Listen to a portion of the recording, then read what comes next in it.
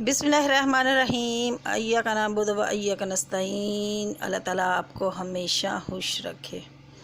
आज मैं आपके लिए लाई हूँ छल्ली की रेसिपी, जो कि छलियाँ उबालना बहुत ही आसान, पहले बहुत मुश्किल होती थी। पूरा पूरा दिन पूरी रात छलियों के नीचे आग जला जला के चूल्हे भी आग की तरह भर जाते थे। पूरी रात में छलियाँ गलती नहीं थी।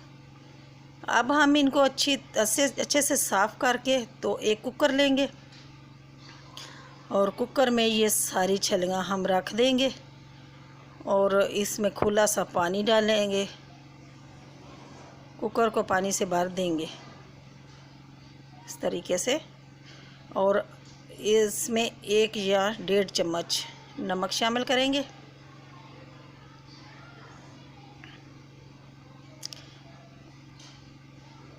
ये है जी, नमक जाए। अब इसको हम बंद करते हैं और इसको चूल्हे पे रख देते हैं। ये देखें जी, आधे घंटे पौने घंटे में ये छलियाँ हमारी गल चुकी हैं। इतनी जल्दी गल गई हैं। अब हम इनको मसाला लगाते हैं। आप चाहें तो नमक मिर्च मिला के मसाला लगा लें, चाट मसाला लगा लें। ये मैं काला नमक लगा रही हूँ और साथ इसको लीमू लेके उससे इसके ऊपर लगा के तो आप खाएं। ये मिनटों में गल जाने वाली आसान सी। अब छलियाँ उबालना बिल्कुल आसान हो गया है। कुकर में उबल भी जल्दी जाती हैं और कोई मुश्किल भी नहीं होती। अल्लाह ताला आपको अपने हिफ्ज़ व ईमान में रखे। दुआओं में याद रखना।